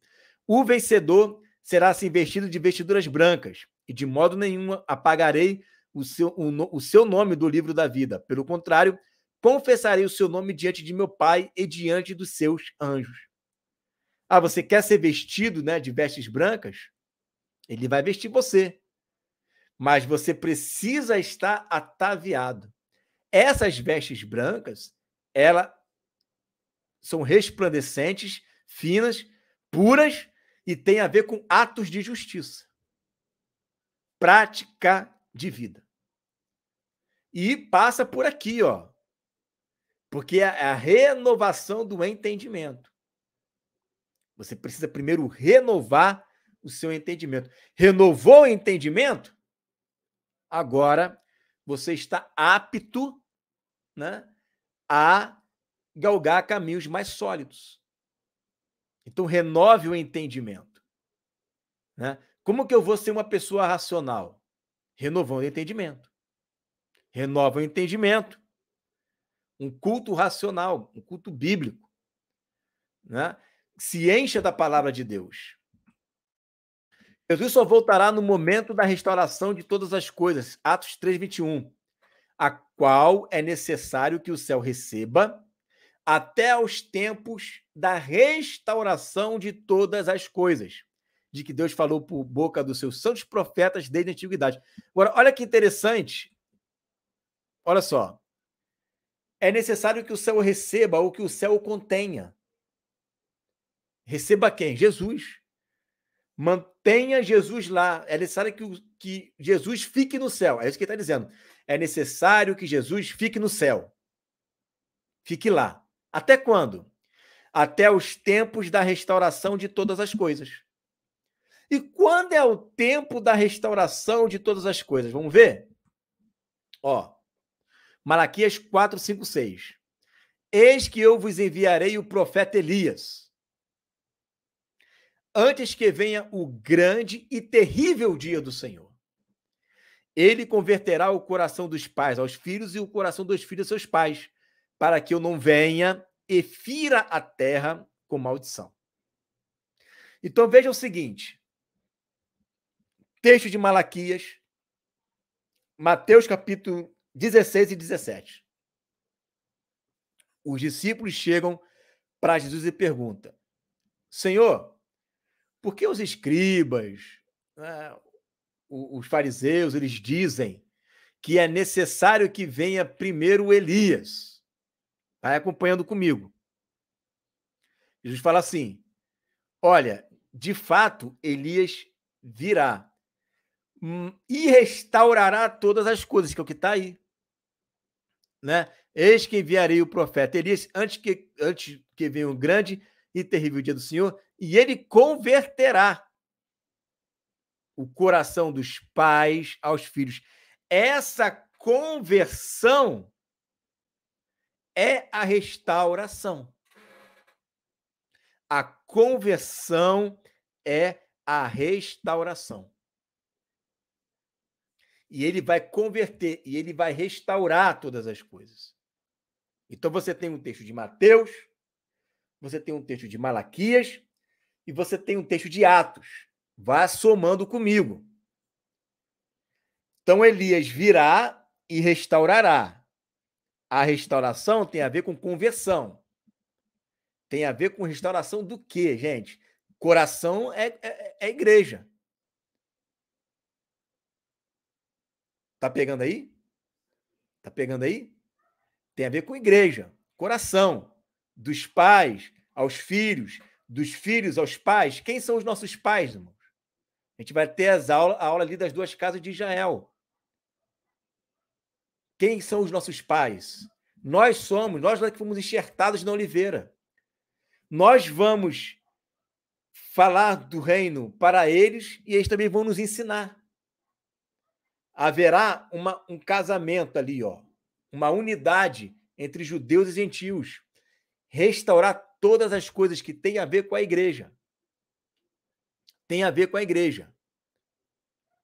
Então, primeiro é necessário restaurar a igreja.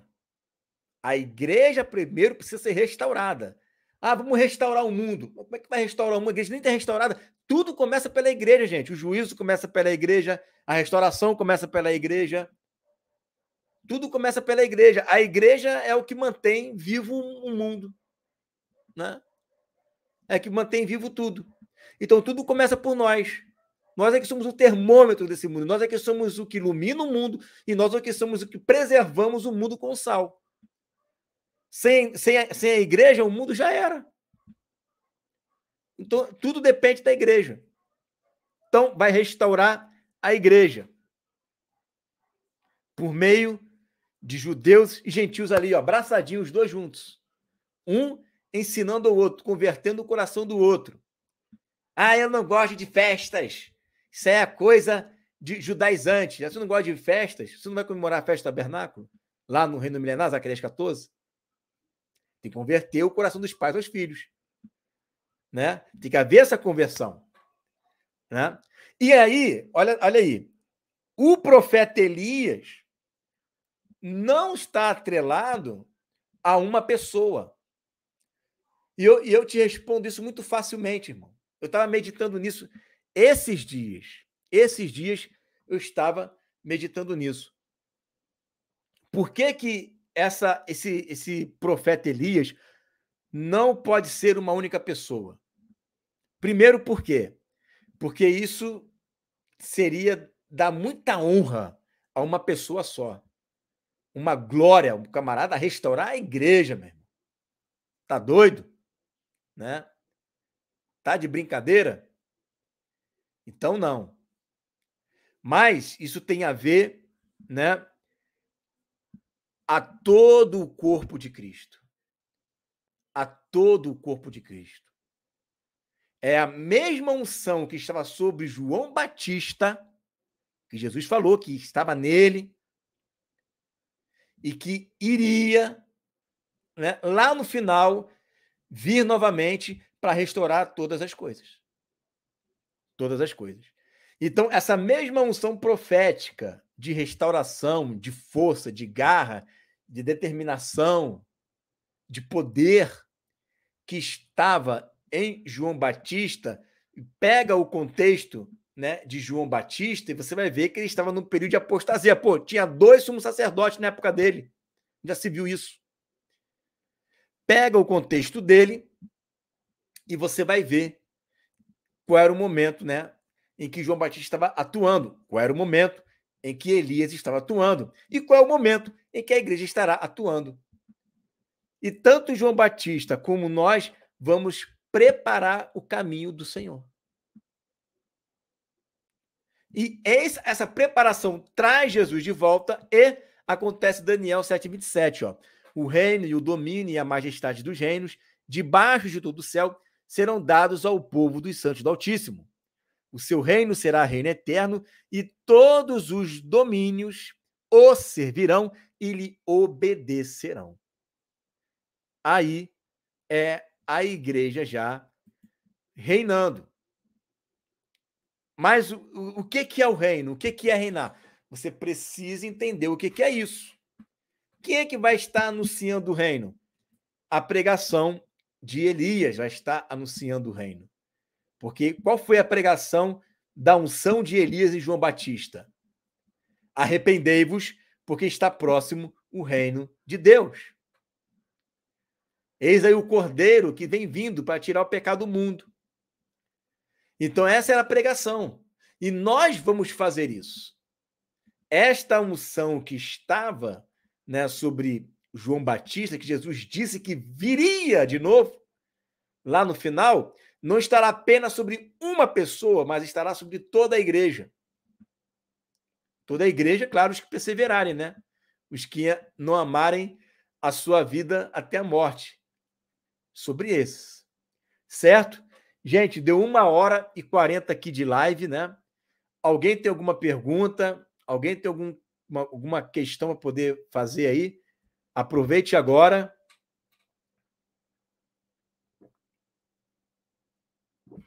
Faça aí a sua pergunta, o seu questionamento.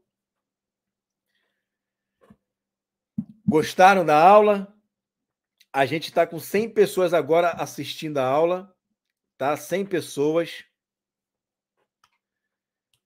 A gente está em diversos canais hoje. Eu vou deixar aqui o link para você se inscrever. Caso você ainda não se inscreveu, vai disparar agora em todos os canais aqui. Tá? Já estou ficando até rouco agora, meu Deus do céu. Falei bastante, ficando rouco aqui agora.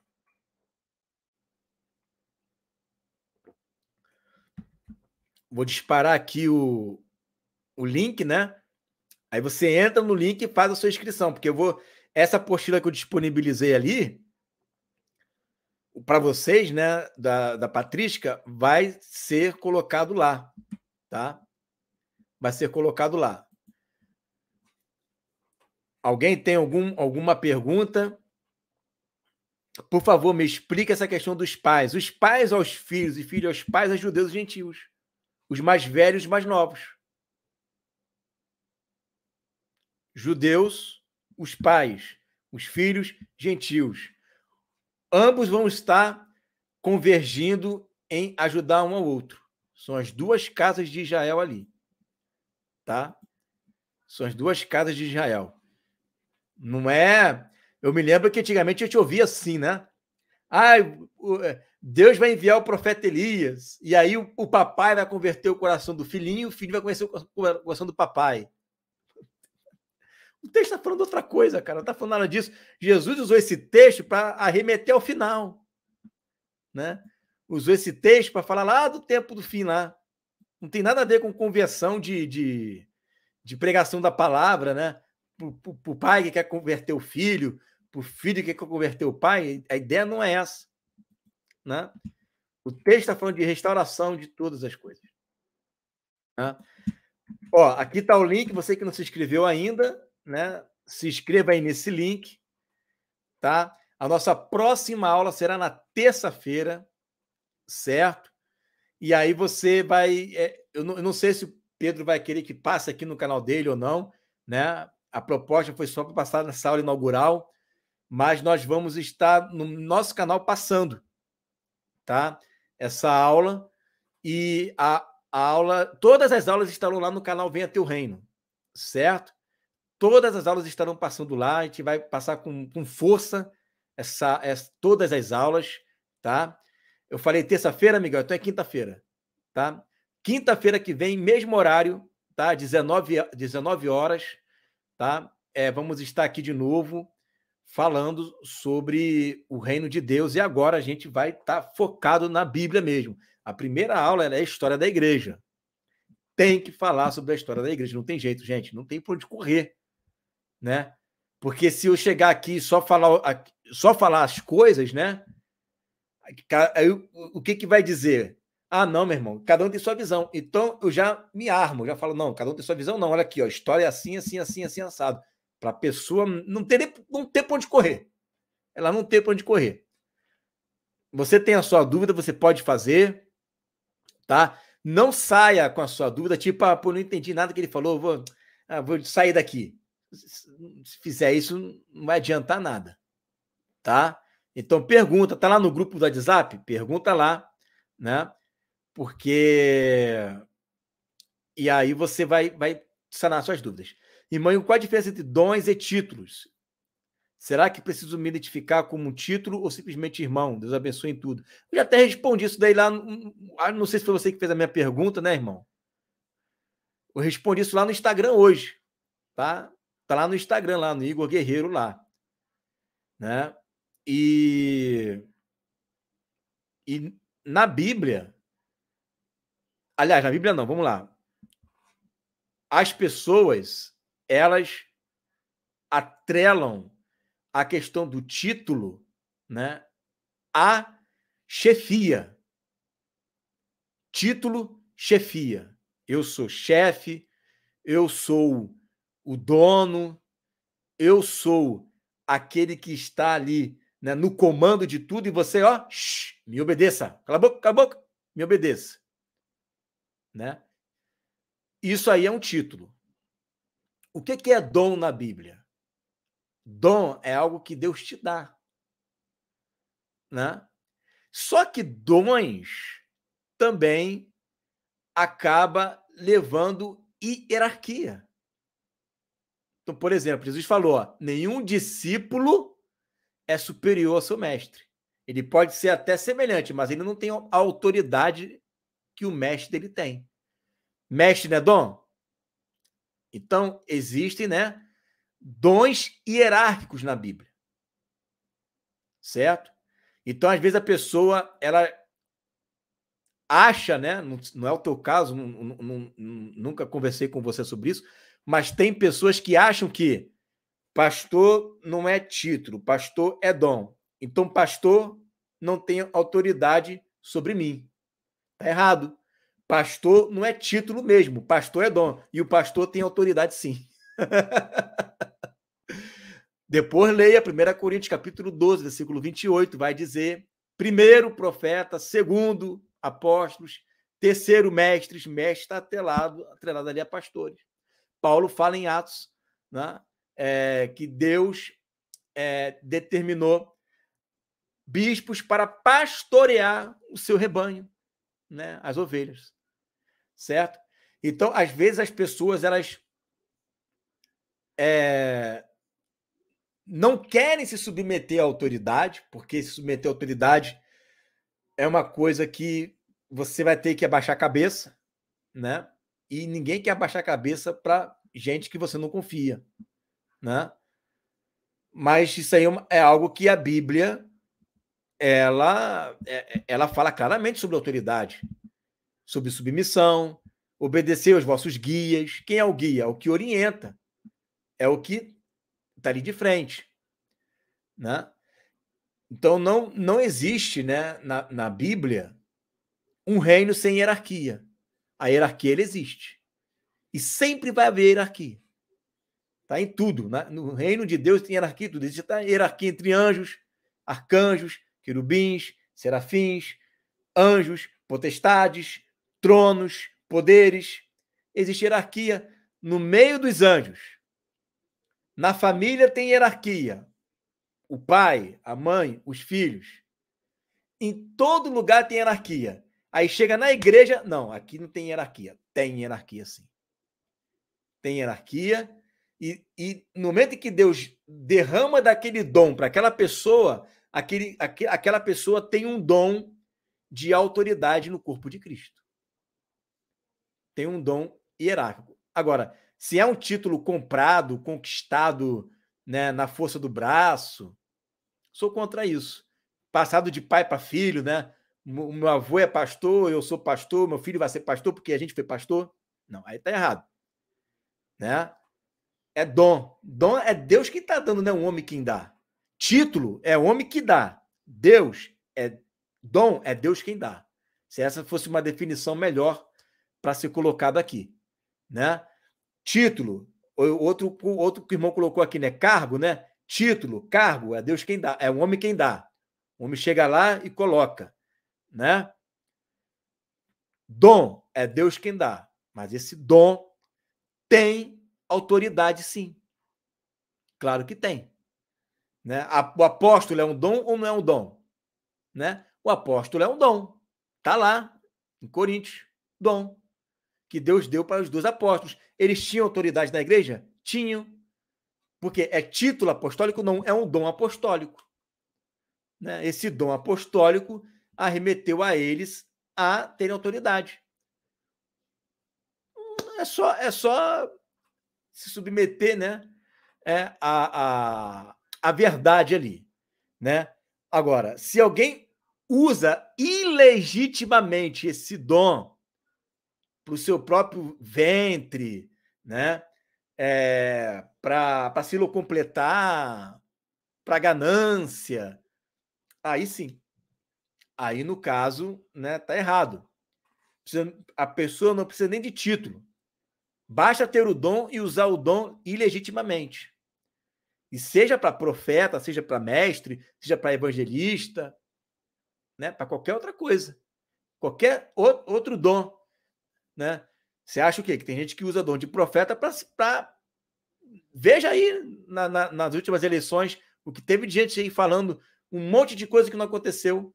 Às vezes tem até o dom de profecia, mas aí começou a dar lugar à carne. Olha quanta gente ficou tendo visualizações, doando lá, ó, socando dinheiro lá. Né? Tem título? Não tem título, mas ele soube usar ilegitimamente aquele dom que Deus deu para ele para o mal. Né? Então a gente precisa ter temor contra isso daí. Né? Precisa ter temor para a gente não usar a Bíblia ilegitimamente. E não usar os dons ilegitimamente. Tá? Eu seria um desonesto se eu chegasse aqui e falasse que não, cara, realmente pastor não é título, pastor é dono e não tem hierarquia na igreja. Eu estaria sendo desonesto, porque não é isso que eu vejo. E não tem texto que fala sobre isso. Até porque, você imagina, o camarada acaba de se converter, nasce de novo, é batizado, e ele está no mesmo pé de autoridade de um ancião da igreja. Pelo amor de Deus. O Senhor me repreenda se for um negócio desse. Né? Então, não é assim. Mas tem um detalhe. Quanto maior é o dom, mais servo você é. Você quer ser maior do reino? Seja o menor de todos. Tá? O dom não é para ser, né, o grande camarada. O dom é para você ser o menor de todos. Quanto mais autoridade Deus te dá, mais servo você se torna. Quanto mais autoridade você dá para você, Deus dá para você, né, mais humilde você fica. Mais você se entrega. Quanto mais unção Deus libera para você, mais servo você é de todos. Porque foi assim com Jesus. Né?